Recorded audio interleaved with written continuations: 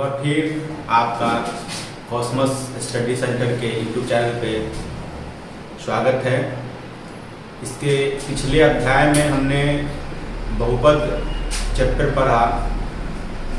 अगला आपका जो है तीसरा चैप्टर है दो चर के रैखिक समीकरण।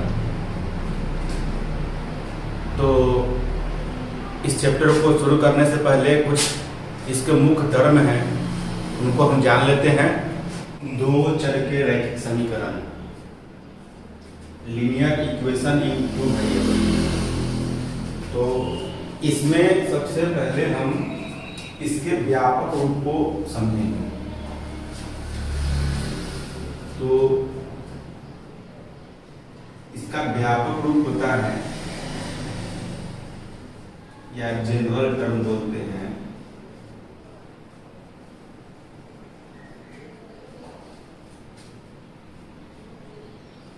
ax plus by plus c equal to 0, जहाँ a, b एंड c एक वास्तविक संख्या है।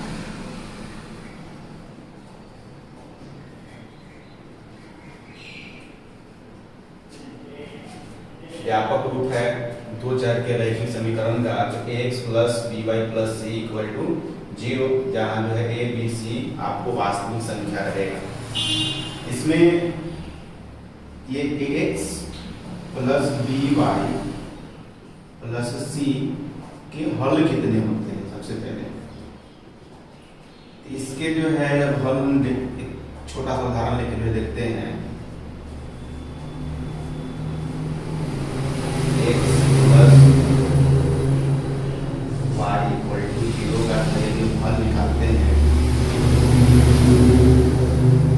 x बराबर यदि हम 1 लेते हैं तो y का मान आता है -1, क्योंकि x बराबर 1 यदि लेते हैं 1 plus y equal to 0, y equal to minus ये 1 हो जाएगा।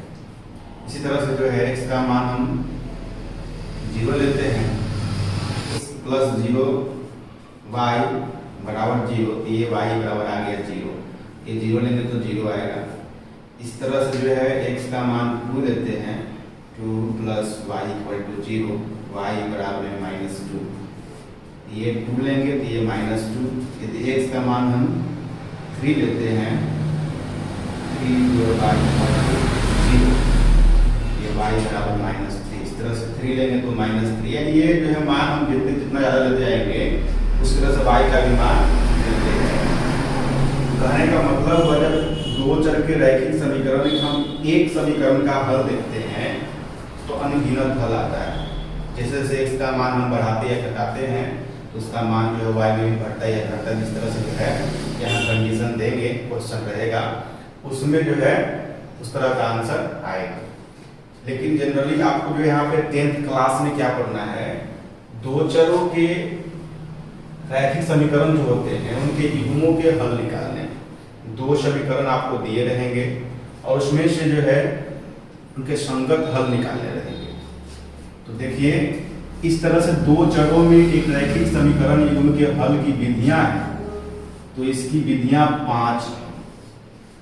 सबसे पहला विधि आपका है लुप्तीकरण विधि, दूसरा है प्रतिस्थापन विधि, तीसरा है तुलनात्मक विधि,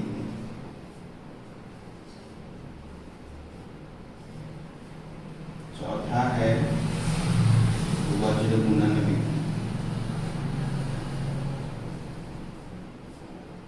पांचवा है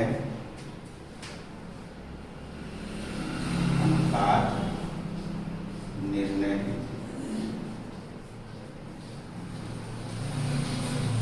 इन 5 विधियों से कोई भी दो समीकरण के संगत हल हम लोग निकाल सकते हैं। तो बारी बारी से इन सब विधियों के जो है ऊपर हम क्वेश्चन लेंगे और उनको हल कर करके बताएंगे, क्योंकि इसी से रिलेटेड आपको एग्जाम में दो क्वेश्चन आते हैं और दो क्वेश्चन यानी 4 नंबर के क्वेश्चन आपको आते हैं ये 2 नंबर में। एक क्वेश्चन आपको और इस चैप्टर से आता है, दो चर के रैखिक समीकरण से आरेख के लिए, दो चर के रैखिक समीकरण के आलेख। इससे आपको एक 5 नंबर का क्वेश्चन आता है, 5 4 9 नंबर और जो है 2-3 नंबर जो है ऑब्जेक्टिव में इससे आता है, मान रख करके या इस तरह से आपको हल एक निकालने के लिए आता है। इस तरह से जो है आपको इसमें कुल मिला के 10 नंबर तक के जो है क्वेश्चन आपका एग्जाम में हर साल पूछता है। तो आपको इसको थोड़ा गौर से देखना है, ध्यान से देखना है और वीडियो को जो है लास्ट तक देखना है, तब जाकर आपको सारी विधियां समझ में आएगी। एक भी आपसे छूट जाता है तो आगे जाकर के आपको हो सकता है कैलकुलेशन करने में दिक्कतें आएगी, या तो आगे चल के आपको आरेख नहीं बन पाएगा, या आगे चल के इस तरह से समीकरण, ये जो चैप्टर हैं इस चैप्टर का उपयोग पूरे जो है आपको बुक में होता है, या फिजिक्स हो, केमिस्ट्री हो, आगे जाकर आप 11th 12th पढ़ते हैं वहाँ पे भी इन जो है विधियों का उपयोग होता है। तो आज इसको हम बढ़िया से समझेंगे, तब जाकर कल जो है या आगे आने वाले एग्जाम जो है आप अच्छे से निकाल पाइएगा। तो सबसे पहले हम युक्तिकरण विधि देखेंगे, ये इस विधि में कैसे कैसे जो है काम होता है। युक्तिकरण विधि,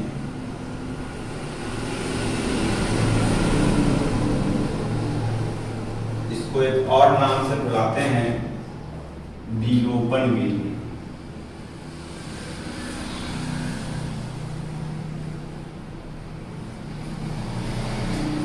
इसके लिए हम क्वेश्चन लेते हैं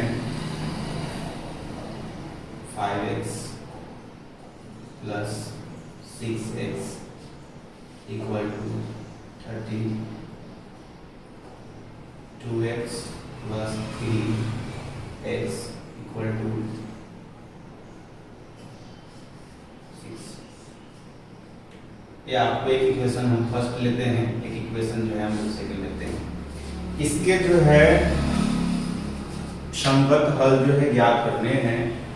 जैसा भी हमने बताया था कि इसके जो है एक समीकरण लेते हैं, उसके अनगिनत हल आते हैं, इसके भी अनगिनत हल आएंगे क्योंकि अलग अलग समीकरण है। और जब दोनों समीकरण के जो है ऐसे एक हम समान हल जो है, यानी कि दोनों में वह हल मैच कर जाएगा, वैसे हल को हम जो है संगत हल बोलेंगे। उस हल को ज्ञात करने का जो है ये 5 विधि हम लोग को पढ़ना है 10th में। सबसे पहला हमने विधि लिखा है युक्तिकरण विधि, विलोपन विधि। इसको हम लोग समझने का कोशिश करते हैं। इसके लिए सबसे पहले दोनों समीकरण को आप 1 और 2 जो है मान लीजिए। सॉल्यूशन में जो है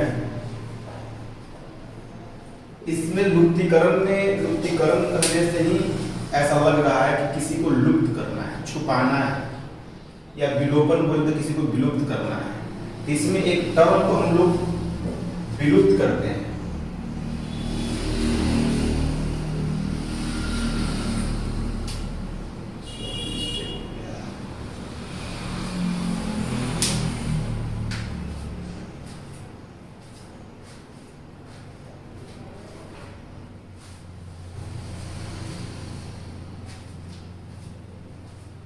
सबसे पहला विधि आपका है युक्तिकरण विधि, विलोपन विधि। इस विधि से जो है हमको इन दोनों के संगत हल जो है ज्ञात करने हैं। ये संगत हल क्या होते हैं, तो ये आपको जो है अभी हमने पहले बताया कि किसी एक समीकरण को हम लेते हैं, उसके अनगिनत हल आते हैं। 2 समीकरण लिए, दोनों का अनगिनत हल आएंगे, लेकिन ये दोनों समीकरण के एक संगत हल जो है होते हैं, जो कि दोनों में मैच करने वाले हल होते हैं। उस हल को ज्ञात करना है। उस हल को ज्ञात करने के जो है 5 विधियां बनाई गई। जो बीजगणितीय विधियां हैं, इनको हम बारी बारी से देखेंगे। सबसे पहला जो है आपको युक्तिकरण विधि है, समझने का कोशिश करते हैं। देखिए यहाँ पे हम क्वेश्चन दे रखे हैं 5x plus 6y equal to 30, 2x plus 3y equal to 6। इसको हल करेंगे। सबसे पहले जो है इसमें इसको लुप्तीकरण विधि है। लुप्तीकरण में लुप्त करना है, लुप्त करके बनाना है। लुप्तीकरण का मतलब लुप्त करके जो है इस क्वेश्चन को हल करना है। किसी एक टर्म को लुप्त करते हैं, कैसे करते हैं उसी को देखना है। जो क्वेश्चन दिया हुआ है उस क्वेश्चन में हम कुछ देखते हैं ऐसा मैचिंग ये y दोनों टर्म है, ये दोनों को लुप्त करते हैं। कैसे करते हैं, इसमें कुछ नंबर से मल्टीप्लाई करते हैं। जैसे ये 3 है, यहाँ 6 है, तो 3 को 6 बना सकते हैं या 6 को 3 बना सकते हैं। तो इसमें हम 2 से डिवाइड करेंगे, इसमें 2 से गुना करेंगे। तो गुना करना थोड़ा सा आसान होता है, इसलिए हम लोग गुना कर लेंगे। डिवाइड करने में थोड़ा सा ये इसका कैलकुलेशन फास्ट हो जाएगा, ज़्यादा बड़ा हो जाएगा और दिक्कत होगा।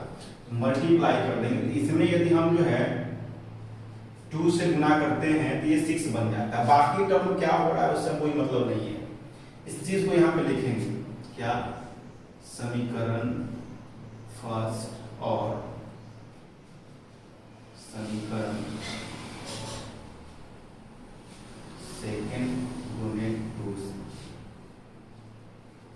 यहाँ हल करते हैं। तो पहला समीकरण को बोल रहा है केवल लिखने के लिए, और दूसरा समीकरण में 2 से गुना करने के लिए बोल रहा है। तो 2 से गुना करेंगे तो 4x, यहाँ से हो जाएगा 6y, यहाँ से हो जाएगा ये 12। अब इसमें लुप्त करने की बात है, हमें हटाने की बात है। तो ये दोनों को यदि हम ऐड करते हैं 6 और 6 को तो 12 हो जाएगा, लेकिन सब्ट्रैक्ट करते हैं तो ये घट के खत्म हो जाएगा, तब लुप्त हो रहा है। इस स्थिति में यहाँ क्या करेंगे, घटाने पर जो है काम कर देंगे। घटाने के काम को करेंगे तो सबका साइन जो है हम चेंज करेंगे, इसका भी, इसका भी, इसका भी, क्योंकि बहुपद का घटाव कैसे से बनता है, जब घटाव करना तो नीचे का सारे का साइन हम चेंज कर देते हैं। अब इसको हल करेंगे आगे, तो यहाँ से बचेगा ये 8 1, और यहाँ से ये दोनों तो कट जाएंगे, घटने पे 6 में 6 घटेगा तो कैंसिल हो जाएगा, और यहाँ 5 में से 4 घटेंगे तो x आएंगे। मतलब यहाँ x का मान आ गया आपको कितना, 18। एक मान आया आपको 18। अगला मान y ज्ञात करना है। इसके लिए जो x बराबर में आपको 18 आया है, ये इसका मान जो है x बराबर 18 समीकरण किसी एक में, दोनों में से किसी एक में हम रख देंगे। समीकरण फर्स्ट में रखने पर, फर्स्ट में रखते हैं। फर्स्ट समीकरण को पहले लिख लेते हैं, वो 5x 6y 30। यहाँ से x का मान रखना है तो 5 × 18 प्लस 6y इक्वल टू 30। ये दोनों को मल्टीप्लाई करेंगे तो 19 आ जाएगा, 90 होगा, 6y ये 30। इसको इस तरफ ले जाएंगे, 6y इक्वल टू 30 माइनस 90। यहाँ से हो जाएगा 6y इक्वल टू माइनस 60। 90 में से 30 घटेगा, ये शायद कट जाएगा 10 टाइम में, y इक्वल टू हो जाएगा माइनस 10। इस तरह से आपको जो है x का मान यहाँ से आ गया 18 और y का मान आ गया माइनस 10। तो ये आपका जो है पहला विधि था, लुप्तीकरण विधि, जिसमें हमने क्या नाम के अनुसार जो है एक टर्म को लुप्त किया था, लुप्त करके बनाया था, उसको छुपा दिया। यहाँ पर हमने 6x जो है 6y जो है और 3y को एक बराबर करके जो है छुपाया था। इसी क्वेश्चन को हम जो है अगले विधि से, क्योंकि दूसरा विधि है प्रतिस्थापन विधि,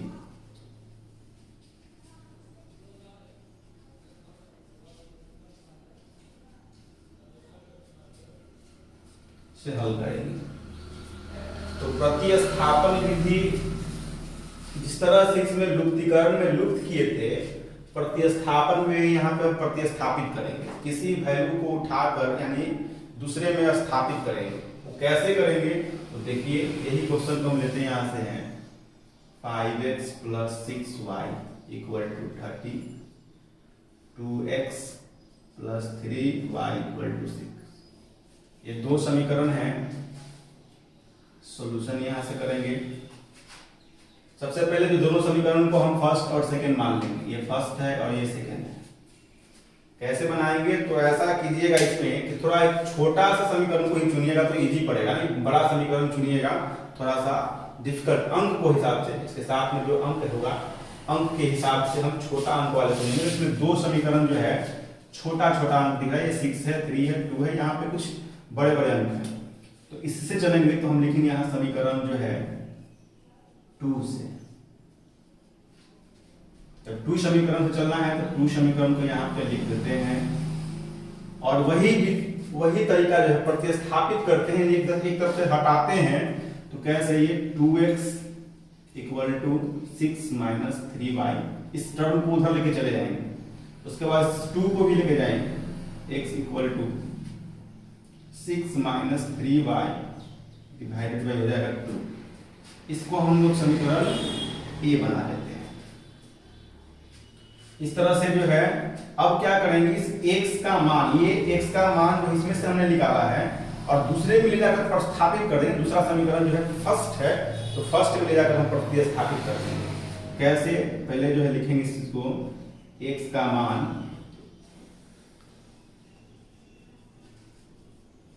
समीकरण फर्स्ट में रखने पर,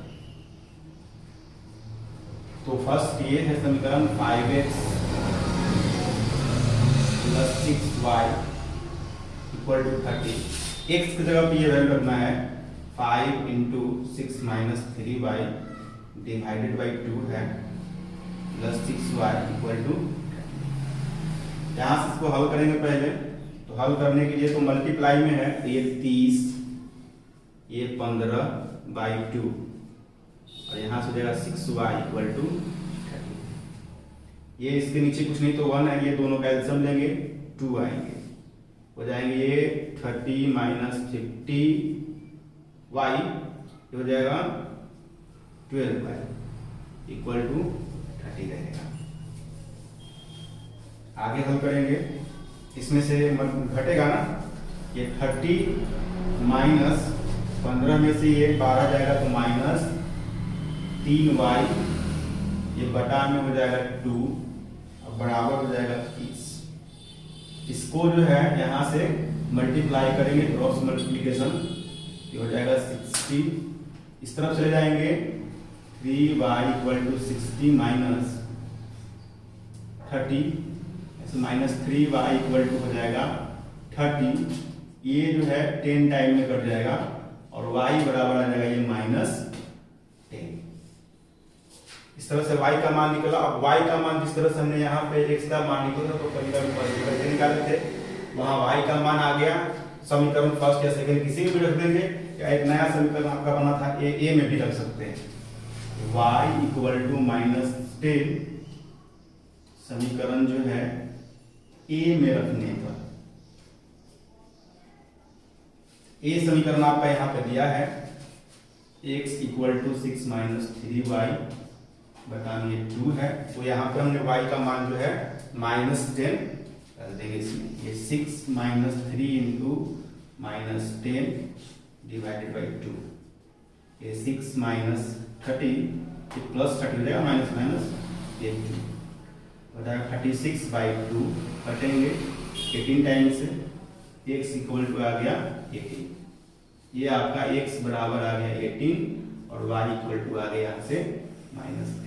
इसमें भी जब हम लुप्तीकरण विधि से हल किए थे तो ये आपको जो है x का मान 18 आया था और y का मान माइनस जो है 10 आया था, वहां भी हमने हल किया उसी मान से, उतना ही आंसर आया।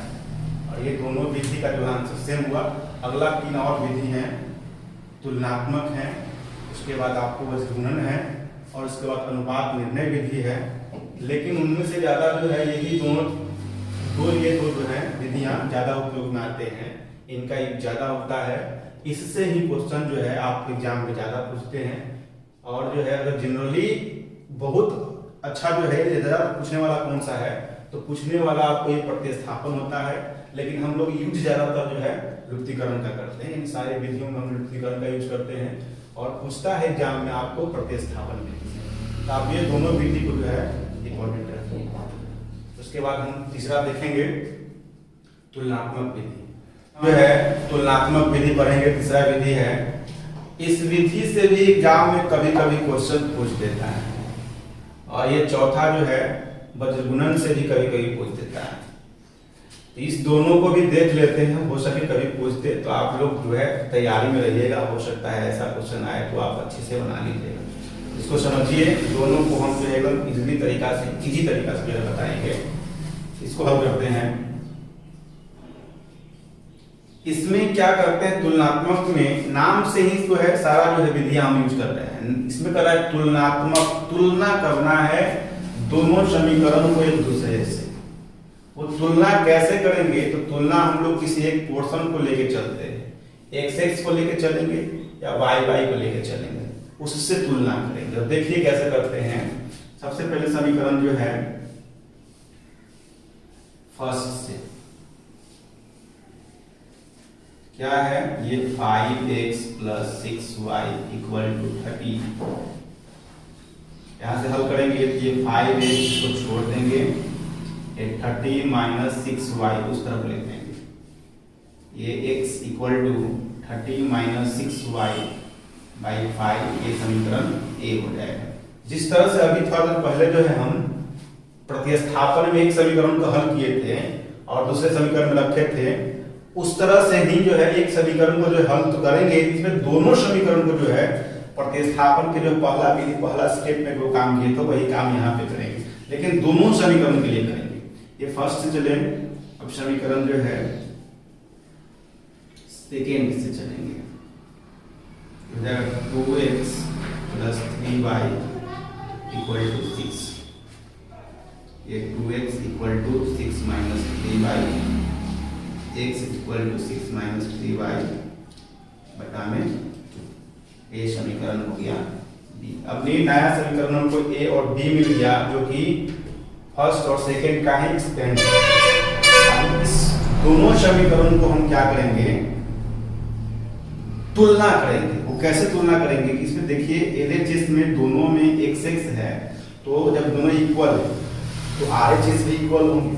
तो लिखेंगे यहाँ पे समीकरण फर्स्ट ए और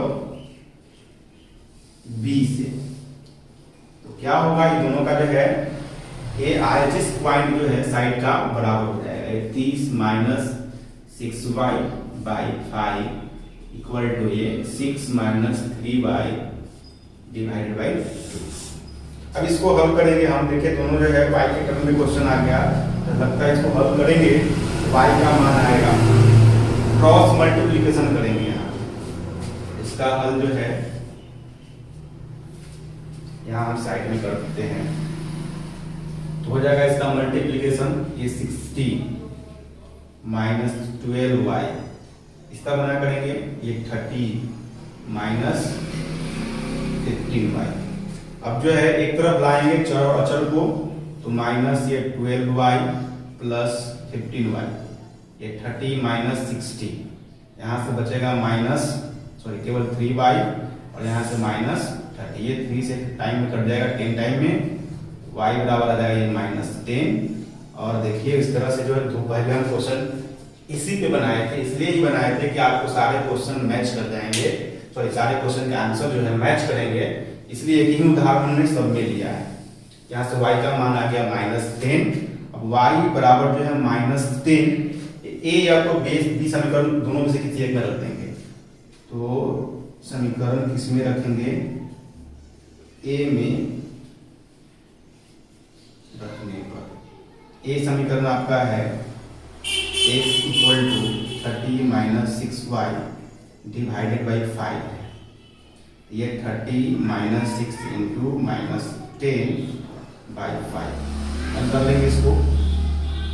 ये 30 प्लस हो जाएगा 60/5, ये 19/5, ये कट के कितना हो जाएगा, 18 हो जाएगा।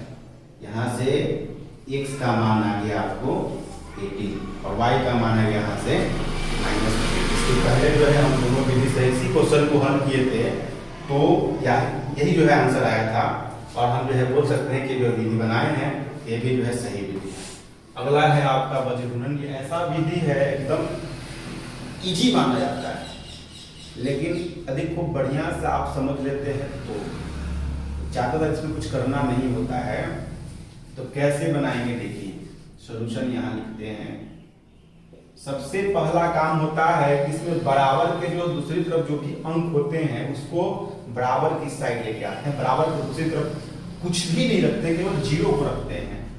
ये 5x + 6y - 30 = 0, ये हो जाएगा समीकरण फर्स्ट। यहाँ से 2x + 3y - 6 = 0, ये समीकरण आपका 2 बनता है। इतना काम आपको शब्द में करना पड़ेगा।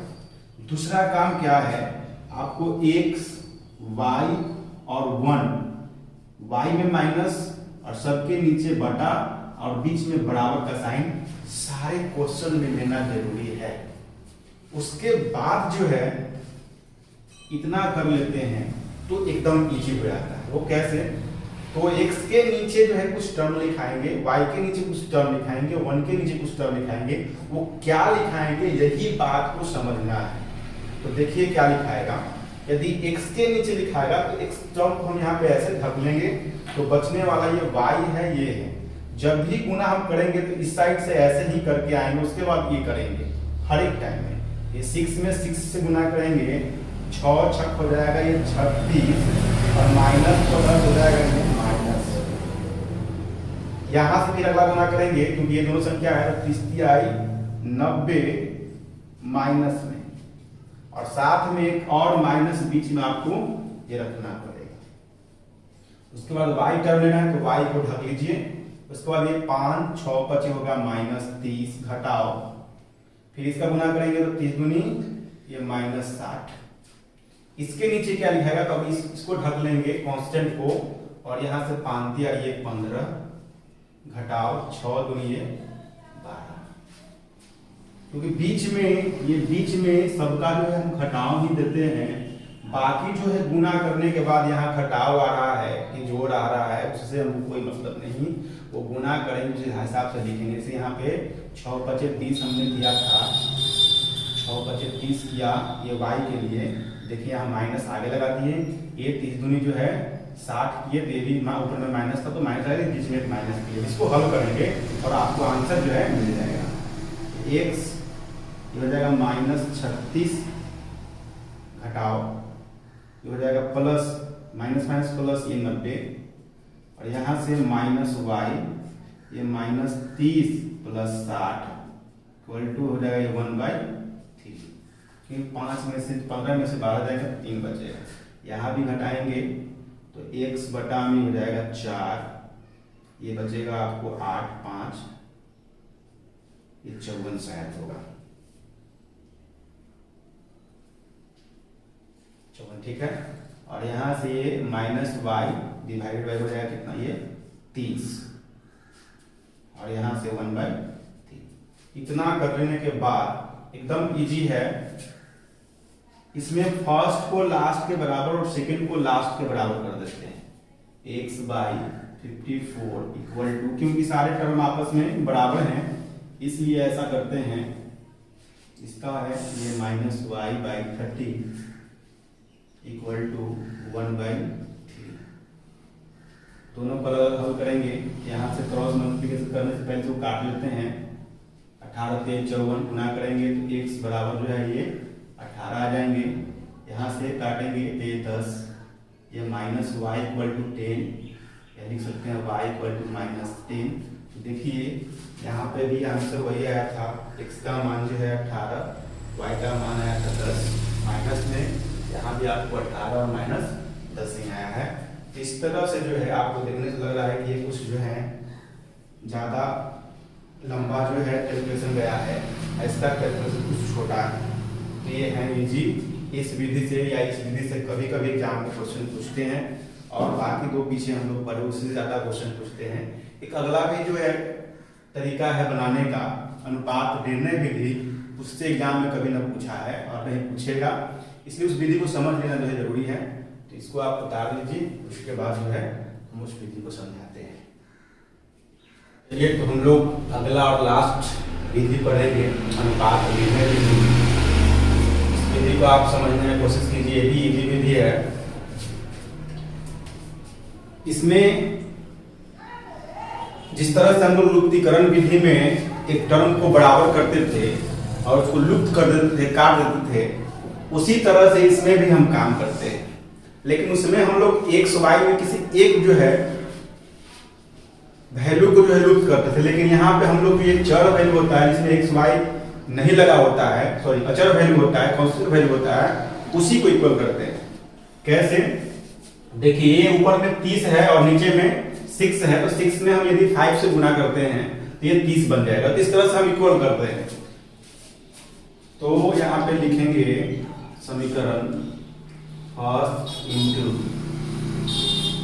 फर्स्ट और समीकरण सेकेंड इंटू 5 से हो जाएगा ये 5x plus 6y equal to 30। इसको छोड़ देंगे, नीचे 5 से गुना करना तो सारे टर्म में बारी बारी से होगा। ये 10x 15y यहाँ से हो जाएगा 30। अब इस तरह से इसको कैंसिल करने का काम करेंगे। कैंसिल करने के लिए यहाँ पे जब तक ये एक का साइन चेंज नहीं होगा तब तक ये कैंसिल नहीं होगा। इसके लिए ऐसा करते हैं, जो अलजेब्रिक मेथड है, हम लोग घटाने वाला काम इसमें लगाते हैं। तो घटाने पर ये यहाँ से ये हो जाएगा साइन जो है माइनस, इसका भी साइन माइनस, ये भी, क्योंकि नीचे वाला जब घटाव का काम करते हैं अलजेब्रा में तो सबका जो है नीचे का साइन चेंज करते हैं। ये दोनों कैंसिल हो जाएंगे, यहाँ 0 बचेगा, यहाँ से माइनस 9y हो जाएगा, यहाँ से माइनस 5x हो जाएगा। इस तरह से minus 5x minus 9y equal to 0। एक तरफ दूसरी तरफ ले जाते हैं तो minus 5x equal to 9y। यहां से क्या करते हैं, ये अंक को एक दूसरे के नीचे लेके जाते हैं। ये x बटा में ये 9 और ये y बटा में माइनस 5 और एक हम अलग से कांस्टेंट वैल्यू k मान लेते हैं। और यहाँ से k का मान हम लोग ज्ञात करते हैं कि k का मान होगा क्या। इसके लिए ये जो है x बटा 9 इक्वल टू k और y बटा माइनस 5 इक्वल टू k कर देते हैं। यहाँ से x का मान जो है 9k और y का मान जो है माइनस 5k आ जाता है। इस तरह से 9k और 5k आता है तो k का मान यदि हम लोग निकाल लेते हैं तो x का मान भी निकल जाएगा। इसके लिए क्या करते हैं, हम इस समीकरण फर्स्ट या सेकंड में किसी एक में x और y का मान रख करके k का मान निकालते हैं। देखिए कैसे, समीकरण 2 में x तथा y का मान रखने पर, यहां से रखते हैं, पहले समीकरण ले लेते हैं।